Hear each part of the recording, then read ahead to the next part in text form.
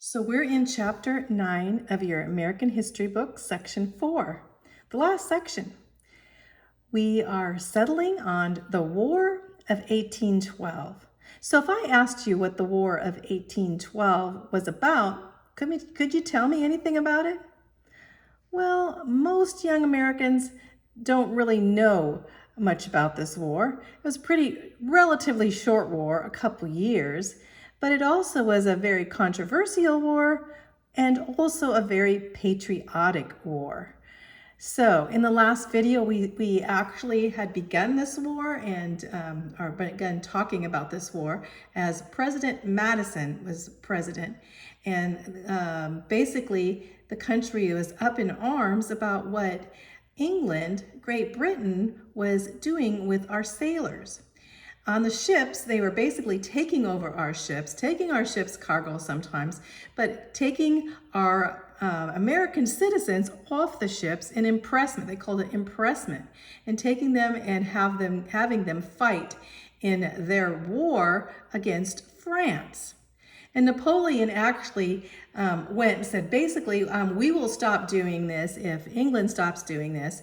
And as Madison put forth, if Napoleon stood up and said, oh, I'm not going to do this anymore, basically, we will not trade with you. And so basically, England needs not to trade with you.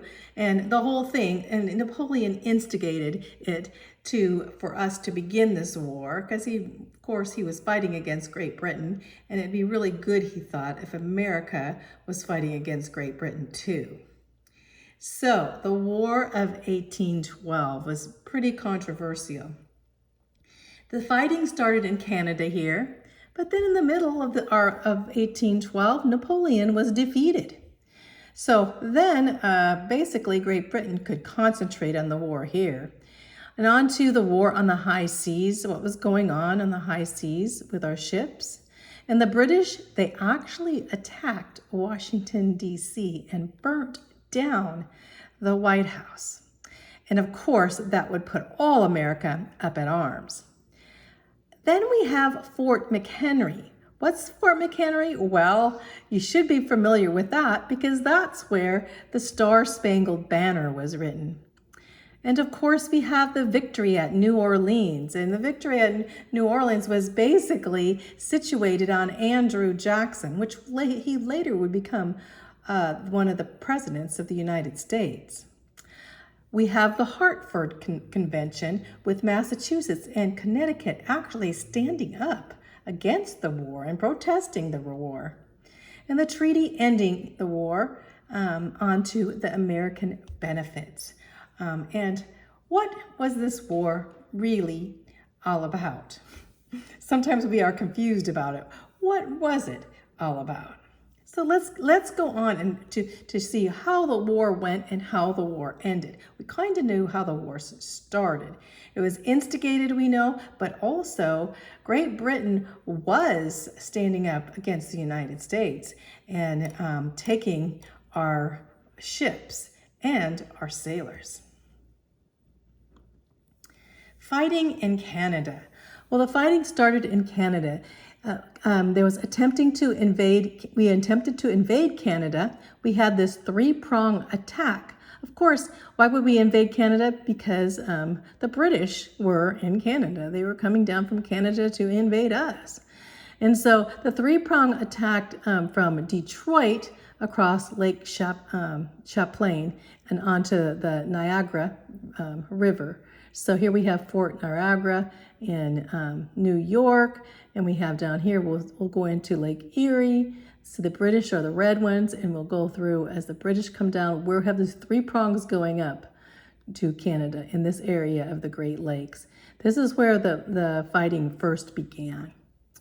So, and of course, the Native Americans, who would they side with? Well, they sided with Great Britain because with the British coming in, they instigated the Native Americans, saying basically the Americans were going to come and take over their land, and instigated the Native Americans to fight for Great Britain. In 1812, American General William Hull of the Detroit area, as we come down here is Detroit, Basically, as the British came down through here, see how the British came down to Detroit? He basically didn't want to fight. He surrendered. In fact, Detroit surrendered to Great Britain without even a shot. So, so that was pretty detrimental. A bad way for America to begin a war, right? And then the Native Americans took over Fort Dearborn. Fort Dearborn was basically what's today in Chicago. So basically the Native Americans came in and took over Chicago area. So the fort that was there in Chicago. And on to, in fact, Chicago, as the Native Americans took a lot of captives, they pretty much massacred the captives, which made Americans around the area very up in arms against the war. At that point, having Americans being massacred and being instigated by the British. So onto America lost most of the Northwest Territory. This whole territory up here, which is Ohio, Indiana, Michigan, and as you go up here towards New York, even this whole area, but this area over here, losing it to the British. But the tide would turn. Here you see the British coming in with the natives of Iroquois nations leading them there. And this is like the war, remember, the War of 1812. Regarding the Northwest Territory then, I said the tide would turn. Of course, Americans were up in arms now. Detroit just totally surrendered, and Chicago, which was not Chicago then, Dearborn, as I could say, was taken over and many people massacred. So now, of course, the Americans would have to stand up and say, we need to get involved here. So we have what is the Battle of Lake Erie. And Lake Erie was probably the most important naval engagement on the Great Lakes. Remember I showed you a picture there of the Great Lakes where they were fighting. And America regained the position, basically overcoming the British there because there was a group of Americans under this guy.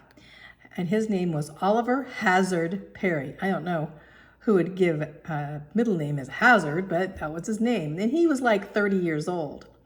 But he built his own fleet of ships out of wood from a nearby forest. Now, he must have had a lot of help because he must have built them pretty quickly, you know. So he built these ships, put them together, and he attacked a superior squadron of British on Lake Erie. And Perry then reported that the defeat, that the British were defeated, that he had defeated with his makeshift ships going out on Lake Erie, he defeated the entire British fleet. And his famous words were, "We have met the enemy and they are ours. Victory, victory." Forced the British to totally flee the area. And now, just with Perry and his makeshift boats and men, they overcame the British. And the British retreated back up into Canada. The Battle of Thames. So the Battle of Thames is in this area, and another hero, we're talking about these heroes, another hero that later on would become one of our presidents too for only a short time because right after he was inaugurated as president, he got the flu and died. But anyway, his name, William Henry Harrison. And so Harrison basically went to the Battle of Thames. At the Battle of Thames, he defeated the British there. And not only that, not only the British were fighting against him, but also the Native Americans were there coming in and fighting. And so William Henry Harrison defeated them at the Battle of Thames to defeat Tecumseh's Confederacy. Remember, Tecumseh basically stood up and, brought the Indians. When I stood up, basically traveled around and gathered all of the Native Americans he could for his Confederacy to fight with the British against America. So Then there was Lundy's Lane. What about Lundy's Lane? Well, there was fighting on the northern frontier now. We're not talking about the Great Lakes. But in 1814, the Americans made one final attempt to go into Canada. So they crossed the Niagara River into Canada. And they defeated the British in several engagements up across into Canada. But in the Battle of Lundy's Lane actually forced them to withdraw across the border. So when you think of Lundy's Lane, I always think of just the area between Canada and America, where we were fighting back and forth, coming into Canada and then out of Canada. The Battle of Lundy's Lane. During this time, we have to go on to Europe because the British were fighting in America and they were fighting in Europe. Well, Napoleon was defeated at Waterloo. We know that. We go into world history and when we studied Napoleon. But Napoleon was defeated. Here's him defeated, sad and defeated at Waterloo. And so now the British could bring more troops into America. So the Great Britain's war with France had ended and now concentrated in America. In the fall of 1814, the British sent 11,000 soldiers to Lake Champlain to attack New York. So under the brave Captain Thomas Macdonough, Macdonough was a very famous captain of America during this time, during this war, another hero. So many heroes in this war that American defeated the British and forced them back to Canada. So as they were coming down to New York, Captain Thomas Macdonough, and here's a picture of him too, right there. In fact, he's on the copper penny here. And he said, "The Almighty has been pleased to grant us a signal victory on Lake Champlain in the capture of one frigate, one brig, and 2 sloops of war of the enemy." So there we have again, we have America standing, as we see here, as this is supposed to be the fires of New York here. And so what was going on now, British were coming, but would we be able to hold against the British and all these new soldiers that the British were sending into America? The War on the High Seas. Only 2 months after the war was declared, the USS Constitution, that's the ship, our ship, under the command of Isaac Hull. He was the nephew of General Hull, who surrendered Detroit, which was not a good idea. But he was his nephew. But he was on this ship, the captain of this ship called the USS Constitution, and he defeated the British ship, the Guerriere. And that was in the middle of the Atlantic. We'll go on with this USS Constitution. Here's a picture of it because the USS Constitution also utterly destroyed the British ship Java off the coast of Brazil. So the Constitution was considered Old Ironside because basically that ship destroyed a lot of British ships. Also in October, the USS Wasp defeated the HMS Frolic. They were both these called sloops, which were one-mast ships off the coast of Virginia. And also the U.S. ship United States under Captain Stephen Decatur defeated the Macedonian in the Madeira Islands. So we have some heroes here again. We have Decatur and Macdonough right here. And then we have General Hull. More heroes. This was happening, the war on the high seas with America against Great Britain. Great Britain ships outnumbering American ships. The United States Navy. So the United States Navy basically don't give up. We have the picture of Captain James Lawrence here and saying, "Don't give up the ship. Fight her till she sinks." That was the motto. Keep fighting until the ship sinks. You know, that was how courageous they were. But anyway, the United States Navy commissioned 500 privateers with makeshift warships. That means private people that had small ships. And they ended up seizing 1,500 British vessels. However, the British, as the war went on, later recaptured most of them with blockades. And the capture of the USS Chesapeake in 1813 added more gloom to America.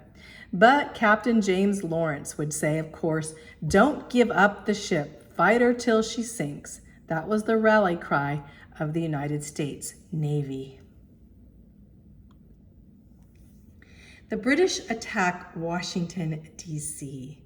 So in 1814, the British, in 1814, a squadron of ships sailed up the Chesapeake Bay and landed their troops in Maryland. Now, Maryland is pretty close to Washington, D.C.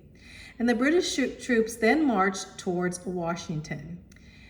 6,000 American recruits started to assemble very quickly in the city.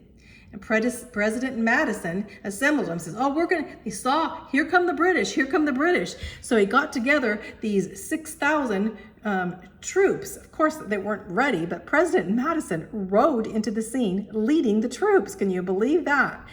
President Madison was a pretty frail man, a short guy, and he wasn't,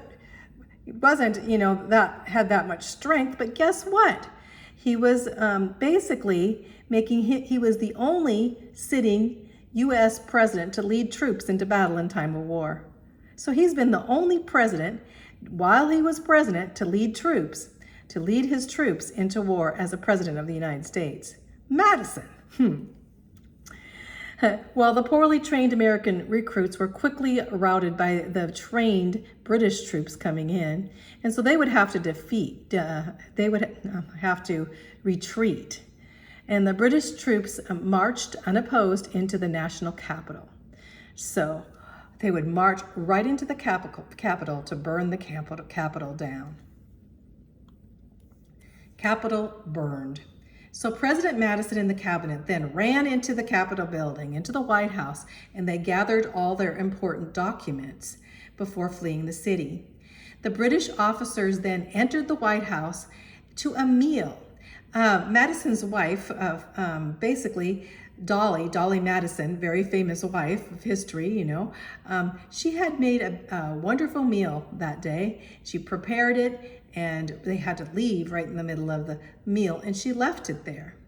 So they had set fire, before they set fire to the White House, they ended up eating the president's meal that he had left. And they first set fire to all the public buildings and then on to Washington. British General Ross, the British general, personally supervised the stacking of White House furniture. He took all the White House furniture and made a big bonfire of it. So the British abandoned Washington totally after it was burned, but Washington basically burned to the ground. And then the British sailed up to now attack Baltimore. In Baltimore Harbor, there was a fort, right in the harbor, Fort McHenry. The British met fierce resistance at Fort McHenry with Americans. Finally, the British gave up and retreated Fort McHenry. But during that time, Francis Scott Key, who lived 1779 to 1843, was a prominent Washington lawyer. He went to Baltimore because he wanted to rescue a captured friend off one of the British ships. And so he had entered the ship to get the prisoner on September 13, 1814. Key boarded that prison ship and was detained there by the British while the British were bombing Fort McHenry. Francis Scott Key basically watched the battle from the prison ship. And then when the day was dawning, he saw that the American flag still flew over the fort. Oh, say, can you see? He saw the American flag, that the fort was not taken by the British. The American flag was still flying. Another heroic moment. The Star-Spangled Banner. Throughout the night, he could tell by the light of the explosions. The Americans still held the fort. At first light of the new day, the flag still waved. Francis Scott Key wrote The Star-Spangled Banner, a poem that was later set to music, and it became the United States national anthem in 1931. The Star-Spangled Banner talks about the War of 1812. Then there was Dolly Madison. So going back to that fire in Washington, what was she doing? A heroine indeed. So when we look at Dolly Madison, we can say she stood up right in the midst of crisis. She was of Quaker descent. In fact, she had married a Quaker lawyer in 1790, and then she was widowed 3 years later. He died in 1793. In 1793, she married James Madison, who would be the President of the United States. So she was the White House hostess for 16 years. James Madison was the Secretary of State under Thomas Jefferson, as you remember. So Dolly assumed the White House hostess, the First Lady's job for Jefferson, for Thomas Jefferson when he was president, because his wife had died long ago and he was single and he didn't have a First Lady. So she became the First Lady again. So she continued her duties as First Lady 2 more terms. So basically going on through Jefferson's terms as president and also on through Madison as she was First Lady. Her valuable bravery and service in crisis is very heroic. On August 14th, 1814, the British marched into Washington, D.C., basically to burn it down. Well, what did Dolly do? She carefully packed all the documents that she could into trunks, got help in doing this. And then she looked up and she saw that portrait of George Washington, and she took it out of the frame and packed it in the trunks, along with some other important historic pieces. And then she fled with her precious cargo. Though Washington, D.C. was burned to the ground, she had saved some very important things, especially that portrait of George Washington. American victory in the Gulf. So the burning of Washington, D.C. did not demoralize Americans. Americans were not like, oh no, we have lost. Instead, it did just the opposite. Thousands of Americans volunteered for military service. They saw the heroes. They saw, President Madison and Dolly Madison, and on to what was happening in the seas and in Canada, and all going through all of the men with the makeshift boats and what ships and all these things that had happened. So we had up here all that was going on up at the Canadian border here in this area. Well, basically the British decided that instead of attacking through Canada as they had done before and attacking the coast in these areas and Washington, D.C. as they had done here, that they would come down in the south here, because they basically knew that the British decided to attack here because Americans were poorly defended here in the south. So if they could come over and attack New Orleans, that would be a benefit, an easy benefit. They thought that's an easy target. So they did. So we're going to stop right here there because I want to go into the Battle of New Orleans. I don't have a lot of time, so go into the Battle of New Orleans, which is a famous battle. But one thing about the Battle of New Orleans is the British had actually decided to stop the war even before the battle went. So it's kind of like the communication didn't get here in time. But guess what? The British troops did. So British troops coming into New Orleans caused many Americans to join in the fight in the midst of the War of 1812. And this, of course, is a picture of Andrew Jackson, who will become one of the greatest heroes in this war.